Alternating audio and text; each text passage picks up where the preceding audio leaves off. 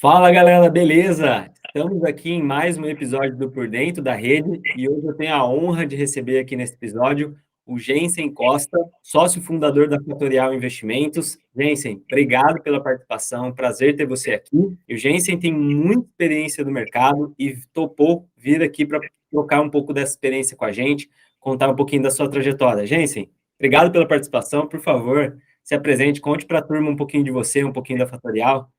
Bom, obrigado aí, Bruno, pelo espaço.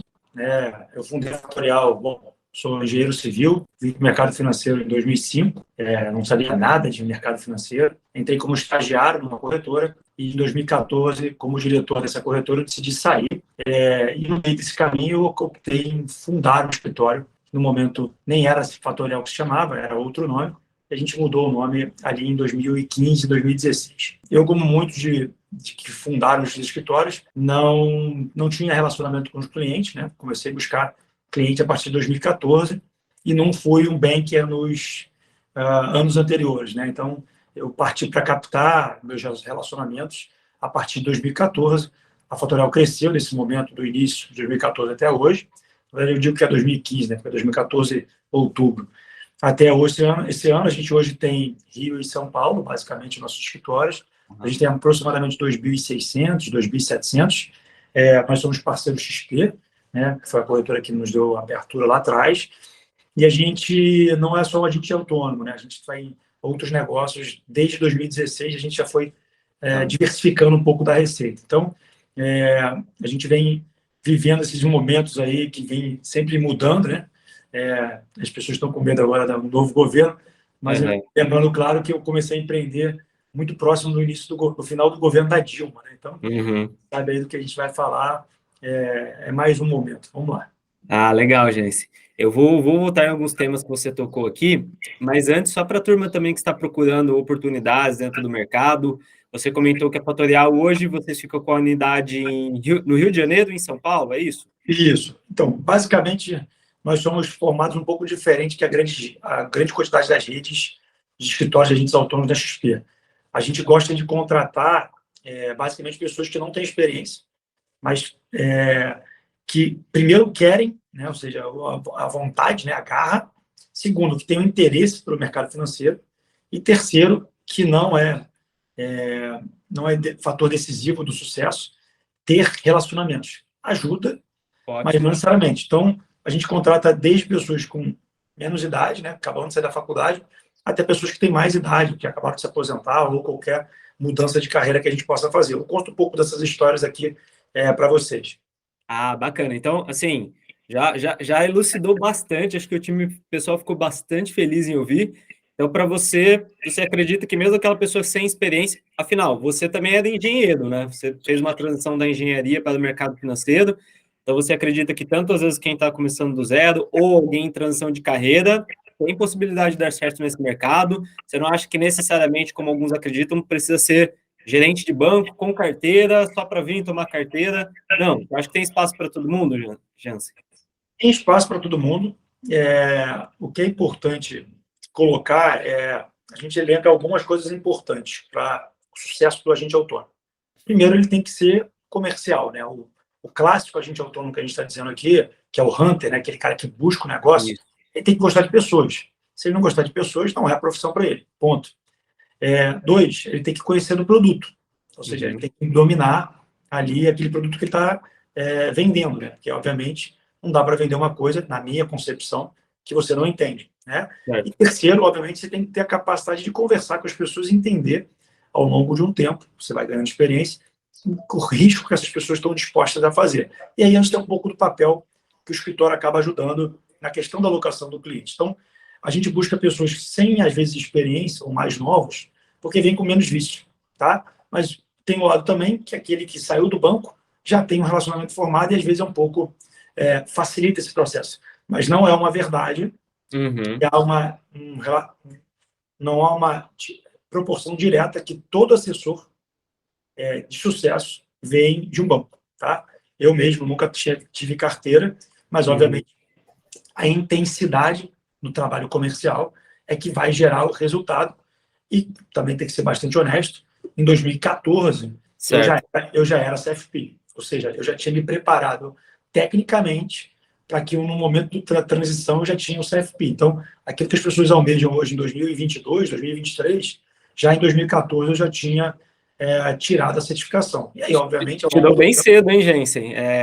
Poucas pessoas tinham em 2014. tinham poucas pessoas. Eu sempre gosto de enaltecer as pessoas. Quem me levou para esse mercado de CFP foi uma planejadora aqui do Rio de Janeiro chamada Letícia Camargo. Ela é Certo. muito antiga nesse mercado.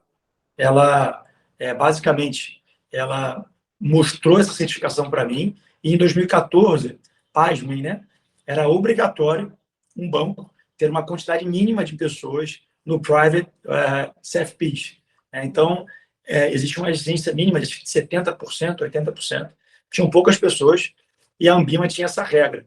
E aí, nesse momento que eu vi a transição importante. Em 2014, quando eu resolvi empreender, basicamente, as pessoas tinham começado o alta renda. Iniciava-se o personalité, iniciava-se o Prime, iniciava-se toda essa categoria. Então, quando eu comecei para o mercado, foi para atender esses clientes, né? Acima de 300 mil reais. Hoje a realidade é um pouco diferente, mas eu comecei atendendo clientes que estavam próximos a mim e o relacionamento próximo que eu comecei a crescer na carteira. Ah, legal, interessante isso. E Jansen, passando um pouquinho da sua experiência para a gente, eu sempre faço essa pergunta, quantos por cento você acha que o assessor tem que ser comercial versus técnico? Eu digo porque, assim, pelo menos vários assessores que eu entrevistei, até para entrarem na profissão e tudo mais, eles às vezes, tem pessoas que acham que é só a parte técnica, que vai ficar olhando o gráfico o dia inteiro, e muitos não sabem que, poxa, o nosso dia a dia é realmente atender clientes, falar com pessoas. Para você, se fosse para falar um percentual, assim, quantos por cento você acha que tem que ser comercial e quantos por cento técnico?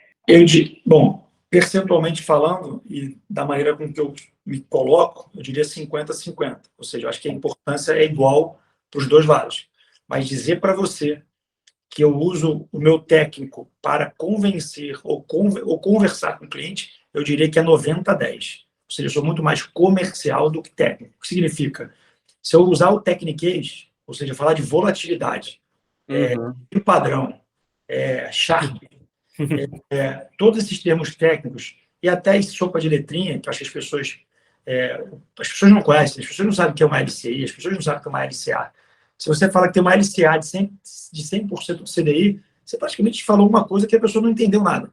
Então, eu acho que você tem que ter o conteúdo, mas a grande capacidade é de você transmitir esse conteúdo de maneira simples. Certo. Então, quanto mais simples você for, ou seja, quanto mais você domina um assunto, mais simples você consegue tornar aquilo para a pessoa. Então, as analogias, até já dando um insight aqui, são muito importantes para que você tenha a facilidade de apresentar um produto para o cliente. Eu penso muito assim, e aí vamos ver se você concorda. Você acha que mesmo clientes grandes, porque às vezes o que eu percebo que a turma acha? Que quem está começando ali não sabe o que é um CDI, LCI, volatilidade, mas alguns acham que, não, mas quem tem bastante dinheiro, e diga-se bastante, né, eu sei que bastante é bem relativo, mas quem tem 1, 2, 10, 100 milhões, eles acham que não, essa pessoa vai ter um amplo conhecimento sobre o mercado. O que você acha? Não, eu não acho, aí eu já tenho certeza, né? Não tem um padrão, ok? O que você tem que fazer é sentar com a pessoa e perguntar. Ou seja, você tem interesse sobre o assunto de investimento? Algumas pessoas vão ter, e vão ter mais conhecimento, outras pessoas não vão ter. Naturalmente, se ele pega um perfil de cliente que já está em corretora, ou um perfil de cliente que está no maior banco privado do país, esse cliente ele se interessa por investimentos, tá? Já outros perfis não, tá? E independe do tamanho da carteira do cliente, tá? Eu tenho clientes que eram super arrojados quando tinham menos capital. Quanto mais ele ganhou dinheiro, mais conservador ele ficou. E aí você vai entendendo o momento do cliente. Então, acho que, de maneira muito simples, é que você, primeiro, não tenha medo, né, de conversar com um cliente maior. Eu até posso fazer uma passagem de como foi esse meu estalo aqui na mudança de pensar e olhar para o cliente. Por favor. Eu conto, mas basicamente é quando você chega numa relação comercial com medo, basicamente a pessoa percebe, né? E, obviamente, isso aqui é uma relação entre duas pessoas. Que pode ser uma relação Tem gente que faz analogia entre uma relação entre homem e mulher e uma questão da conquista que você está falando com a outra pessoa. E, efetivamente, você tem que levar a ela a confiança. Mas te explicando, basicamente, você faz um processo de prospecção, você toma muito mais não do que sim, né? Não, não, não, sim, sim, sim. E, geralmente, as pessoas, às vezes, não são tão educadas, né?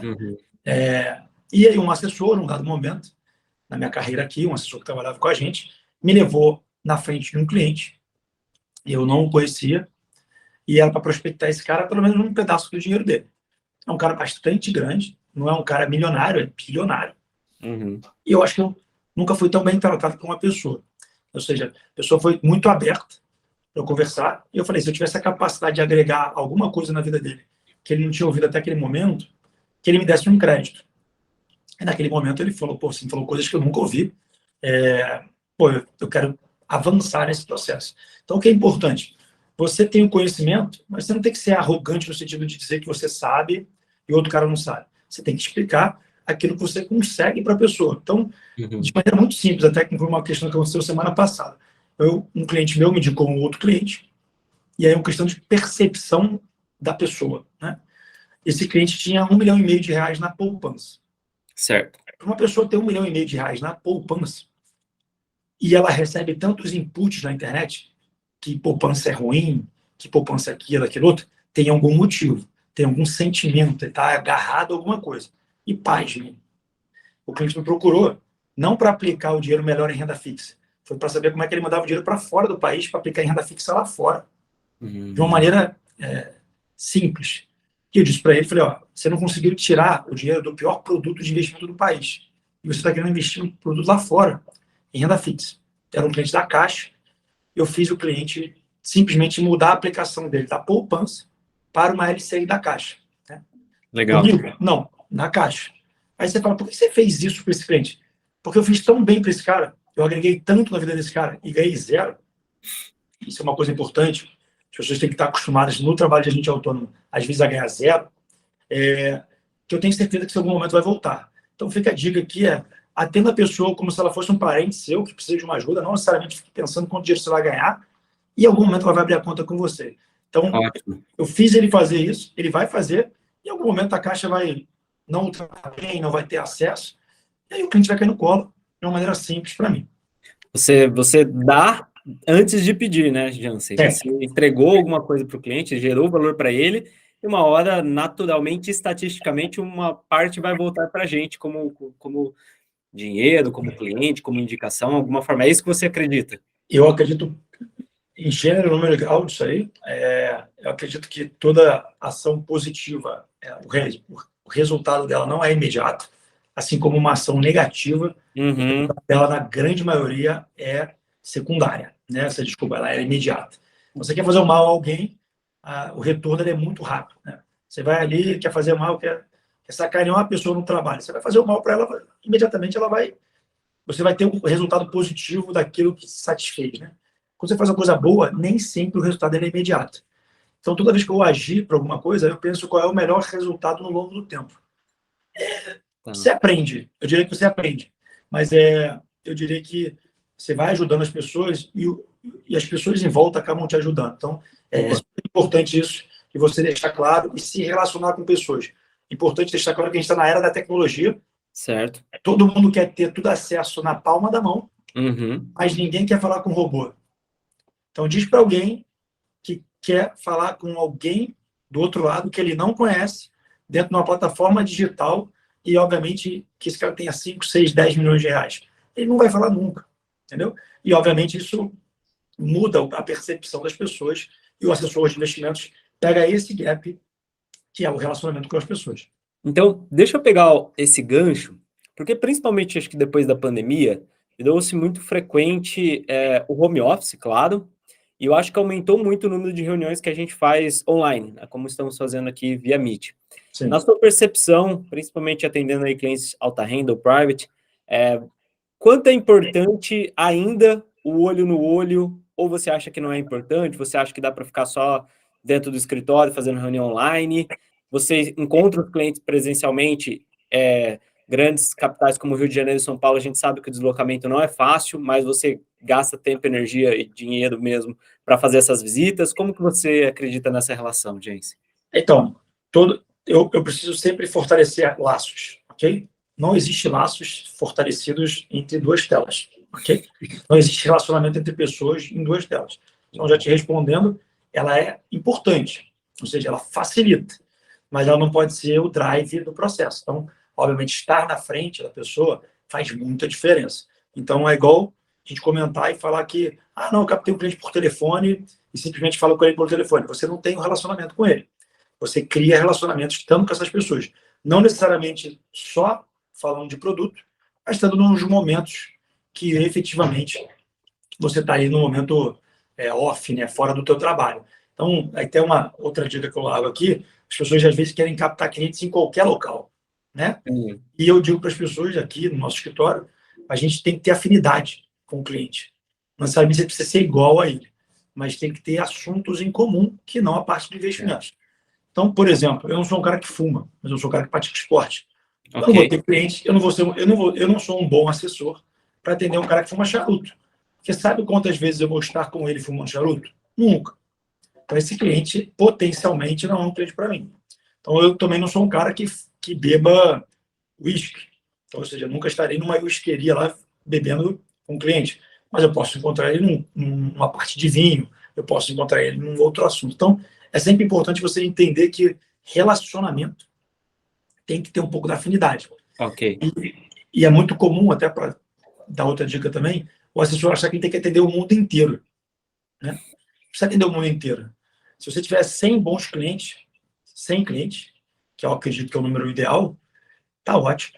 Então, seja 100 clientes de um determinado patrimônio, 100 clientes de outro determinado patrimônio, e você vai mudando o tamanho do cliente, ou esse cliente vai crescendo com você, isso é uma coisa que as pessoas não fazem, e efetivamente você vai aumentar a carteira do cliente com você, você leva esse cliente para a vida. Então, muitos clientes estão comigo, eu tenho certeza que eu vou viver a sucessão deles, vou viver até eles passarem para os filhos, etc. Aí tem outro processo sucessório, conhece outras pessoas. E deixa eu aproveitar e contar aqui para o pessoal uma história, né, de como conheci o Jensen. Ele não vai lembrar com certeza, mas eu lembro. Agora eu só não sei se foi 2017 ou 2018, um evento da XP. Eu sempre conto para o pessoal aqui, né, gente, que eu estava muito perdido no começo da minha carreira, não fazia ideia de como prospectar, muito novo, enfim, não recebia leads, nada. E eu parei o Jensen num evento da XP, ele estava sentado mais ou menos do meu lado, e eu não lembro se você tinha ganhado algum prêmio, estava concorrendo a algum prêmio da XP, não lembro exatamente por quê, que me chamou a atenção, mas eu virei para você pedir algumas dicas. Falei, me passa algumas dicas de prospecção, alguma coisa assim. E o Jensen falou para mim, ele falou, olha, meu ponto positivo é que eu prospecto em quase qualquer lugar. Eu tenho alguém do meu lado, eu vou tentar conversar com ela. Você deu o exemplo do avião. Você falou assim, então, por exemplo, eu estou na ponte aérea Rio-São Paulo, se tem alguém do meu lado, poxa, o pessoal que faz a ponte Rio-São Paulo normalmente são empresários, né? Na média, tem pessoas ali que são para o nosso público-alvo. Eu ia lá e conversava com eles, tentava prospectar dessa forma. Isso me destravou muito naquela época, porque eu comecei a pensar um pouco mais no sentido daquele livro de prospecção fanática, de, poxa, não é só necessariamente ficar, como eu fazia na época, contado ligando de cold call o dia inteiro. Eu posso prospectar de qualquer forma, de várias estratégias possíveis. Então, bom, já agradecendo de novo essa dica, gente, mas eu queria que você comentasse um pouco para a turma também sobre essa sua visão de prospecção. E, assim, o que você fez e o que você viu que os melhores assessores fazem para prospectar novos clientes, principalmente quem às vezes não tem de onde tirar, principalmente, né, quem não veio já de banco, que já tem aquela lista pronta só para tombar. O que você acredita sobre essa prospecção? A gente está falando de dois aspectos diferentes. Tem o cara que sai do banco, que tem uma lista, que se relacionou com essa pessoa, ou seja, é como se ele largasse numa corrida de 0 a 100 nos 50 metros. Exato. Ele tem uma vantagem competitiva em relação a você. Mas não quer saber se você largou no 0 ou no menos 10, você não vai chegar. Então, você sair do menos 10 para chegar no 50, antes que o cara chegue no 100, a primeira coisa que você tem que fazer é trabalhar mais do que ele. Ponto. Okay? Você vai ter mais intensidade nesse processo. Só que a intensidade sozinha, e aí um pouco da minha... Eu sou muito intenso, às vezes pouco tático, acho que tem que ter um pouco de tática, é você focar naquilo que você vai te levar para o caminho mais longo ao longo do tempo. Então, um erro muito comum para as pessoas que se iniciam na carreira e não têm relacionamento é achar que qualquer cliente importa. Ou seja, bota qualquer cliente para dentro. Não é assim, porque isso vai tomando teu tempo, e você acaba não se posicionando frente à pessoa. Então, você tem que definir um target, ou seja, um tamanho. Quero atender clientes de 300 mil. Então, se eu vou atender clientes de 300 mil reais, 100 clientes de 300 mil reais, está 30 milhões de reais. Então, meu alvo é ter 30 milhões de reais de carteira. Não necessariamente eu vou captar só clientes de 300 mil e vão ter a média do processo. Então, você vai dando metas e etapas, que é uma coisa muito importante ao longo do tempo. Eu, quando comecei, meu primeiro objetivo no ano, meu primeiro grande objetivo era captar 100 milhões de reais. E os 100 milhões de reais, quanto mais rápido eu conseguisse, melhor eu faria. Na época que eu entrei, a XP pagava 500 reais por conta de 50 mil. Tinha uma coisa nessa situação. Então, eu era incentivado a abrir contas N, né? E cheguei a abrir. Devo ter mais de 1.000 contas abertas aqui por relacionamentos meus ao longo do tempo. Mas isso também me causou problemas operacionais, ou seja, tem muito trabalho operacional com esses clientes, porque você não vai abandonar. Se esse cara confiou em você, você tem que dar o atendimento para ele até que ele entenda que você não é o melhor cara. E é muito comum a gente perder clientes durante o caminho por N motivos, mas dando claro aqui, você tem que ter um foco no processo. Então, você vai ali, a gente aqui tem um padrão que a gente faz, né? A gente pede para a pessoa fazer uma lista de casamento, né? Não que ela passe para alguém, mas ela faz um norte, porque as pessoas geralmente chegam aqui perdidas, né? Então, o objetivo dela era ter aquela lista e bater nessas pessoas, né? E uma maneira que eu prospecto, isso aqui a gente está falando sempre que você, como assessor, foi em frente e buscou alguém, né? O ataque. O assessor atacou uma pessoa. Mas o segredo é você ser comprado e não comprar alguém. Significa que você foi procurado, ou por indicação, ou por alguma coisa que você fez. Seja um vídeo na internet, seja um podcast que você gravou, seja alguma coisa que você faz no seu Instagram, seja LinkedIn, seja você jogar futebol com um clube, seja você fazer triatlon numa equipe de triatlon, ou pura e simplesmente vestir a camisa da sua empresa. A gente aqui no escritório mudou. A gente agora anda com a camisa da empresa colocada, né? Por quê? A gente entendeu que isso agrega valor para a gente. É uma estratégia de prospecção. É uma estratégia de prospecção. Então, eu não estou andando com essa camisa porque eu sinto o maior orgulho e preciso andar com ela todo dia. Ali, não, que eu estou andando na rua, alguém viu, eu estou com o símbolo da XP, da corretora que eu estou aqui no braço, ele olha, estou almoçando, ele fala, opa, esse cara aqui é da XP. Óbvio, quando eu vou num cliente, que eu vou estar próximo dele, e o cliente não quer que eu esteja, entre aspas, uniformizado, eu pergunto, tem algum problema de ir com a camisa da Fatorial? Não, não tem, a gente vai. Porque tem muitos clientes que não querem ter essa relação. Então, não é que não quer ter essa relação, ele não quer ter essa exposição ao longo do tempo. São outras histórias que eu posso contar aqui, mas eu sou capaz de estar numa reunião de amigos, ter um cliente meu, e eu não falar que esse cara é meu cliente. Isso é uma coisa super relevante e você aprende ao longo do tempo. Você erra para poder acertar. Então, o que eu estou dizendo dependendo do momento que as pessoas comecem, ela tem que ter um norte. Então, tem que ter um mapa. E o mapa é saber para onde primeiro ele quer chegar, para depois trilhar o caminho. E aqui eu chamo de verticais, né, de especialidades. Né? Quais são os assuntos que te interessam, como que você se relaciona, o que você faz fora do trabalho. Aí a gente vai descobrir que o cara gosta de vinho, gosta de pedalar, gosta de correr, e a gente acaba incentivando aqui no escritório esses relacionamentos. No primeiro momento, ele tem que dizer o que ele faz, para que no segundo momento ele seja comprado. A gente tem um assessor aqui que ele rema, né? E ele, no início, ele foi dizendo o que ele fazia. Ao longo do tempo, as pessoas foram perguntando para ele, mercado, e foi falando. Em um dado momento, as pessoas todas que eram fechadas não diziam para ele onde estava o dinheiro. Eu tenho conta na XP, eu tenho conta na XP. E foi captando o cliente ao longo do tempo. Então, é super relevante ter um assessor mais velho de referência para poder ajudar ele no início do processo. Legal. Então, para sintetizar, ver se a gente entendeu as estratégias, uma estratégia é fazer as pessoas chegarem até você, preferencialmente, né? Acho que isso, o cliente tem mais valor, aquele cliente que te procura, do que necessariamente nós irmos atrás. E uma estratégia bacana que você citou, por exemplo, estou jogando bola, estou remando, jogando tênis, que seja, camiseta do escritório, para fazer aquela propaganda, né, chamar a atenção da pessoa. E você falou também, que eu sei que você faz um podcast já há bastante tempo, né, gente? Deve ter uns 2, 3 anos já. podcast, LinkedIn. Então, eu estou percebendo o equilíbrio aqui no que você citou, né? Relacionamento, indicação, um pouco de internet também. É mais ou menos isso que você acredita? Então, o que é importante, você tem que ter uma prova social. Eu diria que você não precisa ficar aparecendo dizendo que você tem um carro importado, nem necessariamente você tem um relógio A, B ou C, ou bebe um vinho A, B ou C. Tem muita gente que faz isso. Uhum. A pessoa precisa te procurar na internet, você precisa ser encontrado. Então, quem está ouvindo aqui a gente, que é assessor, bota o teu nome no Google. Vê o que acontece. Porque o seu cliente vai fazer a mesma coisa com você. Vai colocar o teu nome no Google. Quando ele colocar o nome no Google, aí você vai ver o processo acontecer. Muita gente acha que eu faço podcast para os outros, mas eu faço podcast para mim.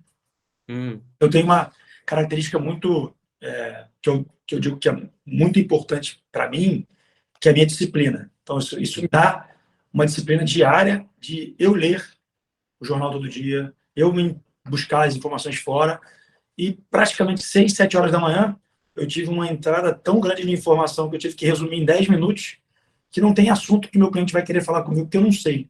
Raros assuntos são. Então, aquele podcast que os meus clientes consomem, outras pessoas consomem, é muito mais feita para mim do que para os outros.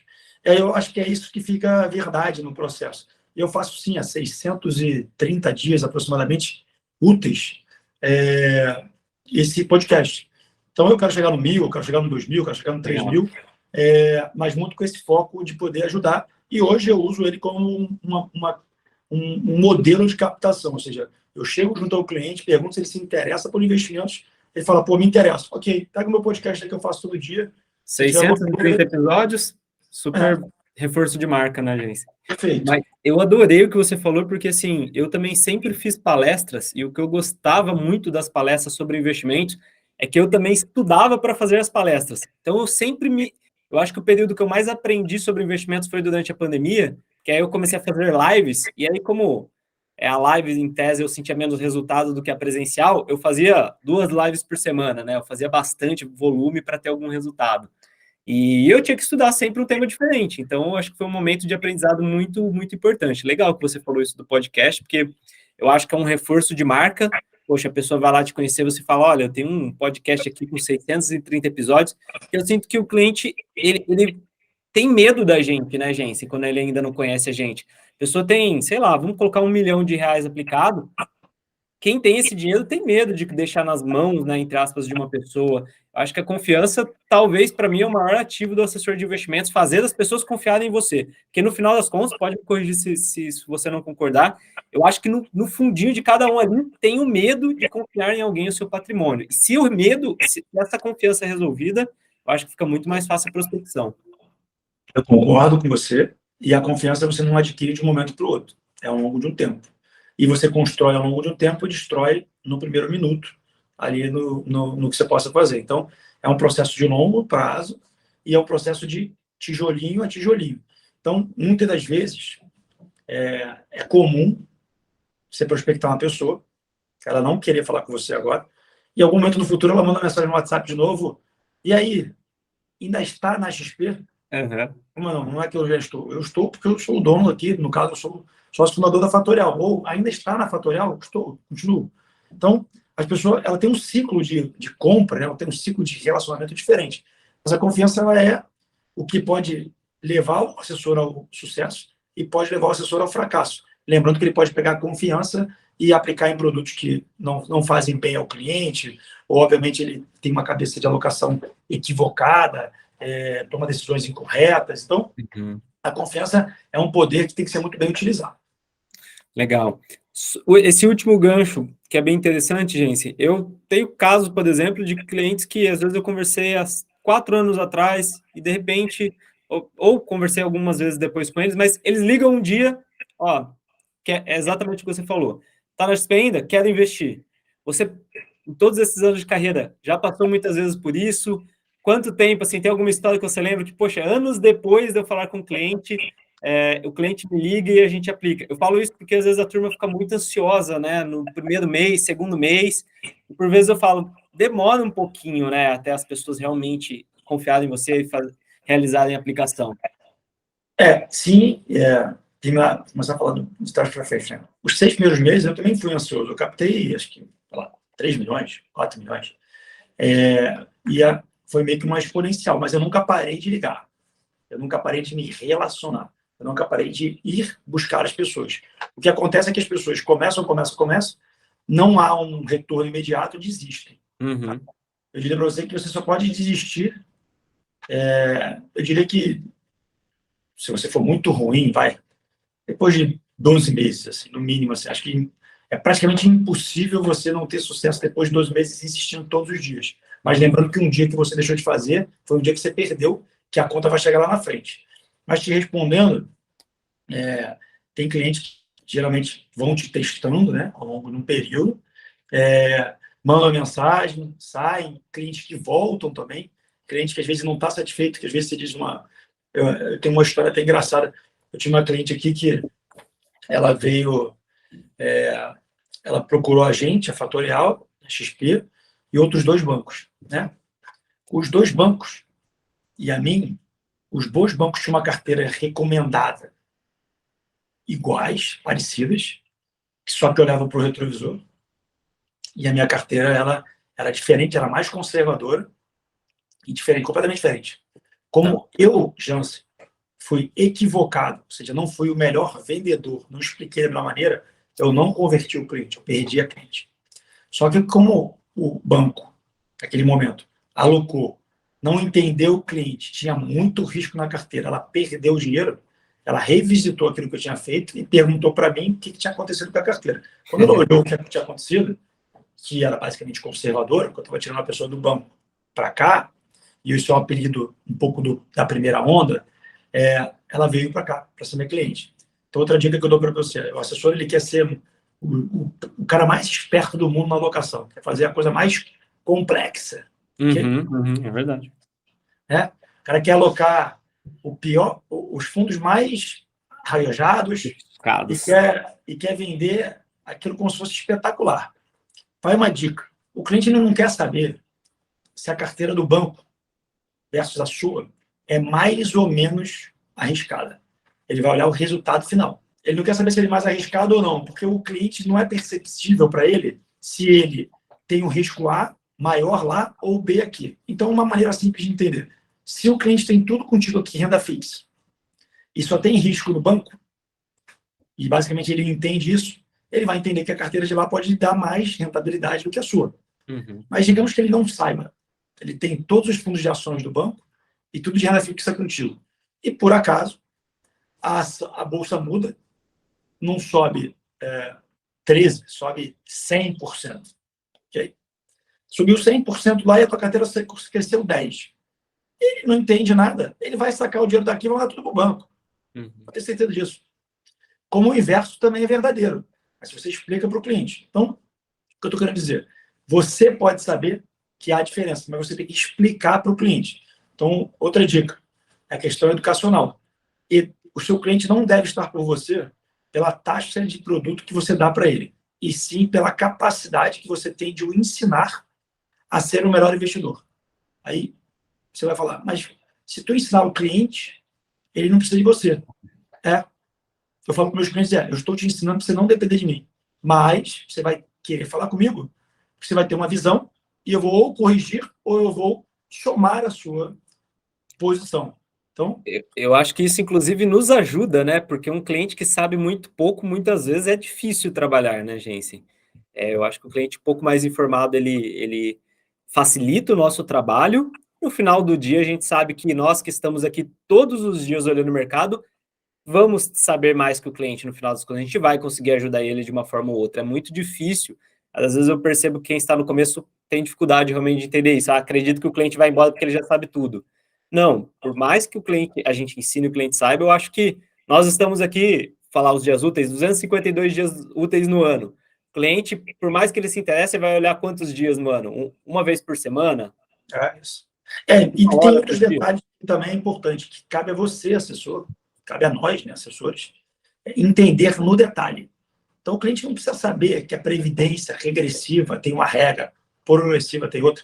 Mas se ele tiver dúvida, ele vai perguntar para a pessoa que ele tem confiança. Se a pessoa de confiança é você tem não só a obrigação, mas como pegar a pergunta dele e dar para ele a resposta. Então, o cliente não sabe fazer conta de juros.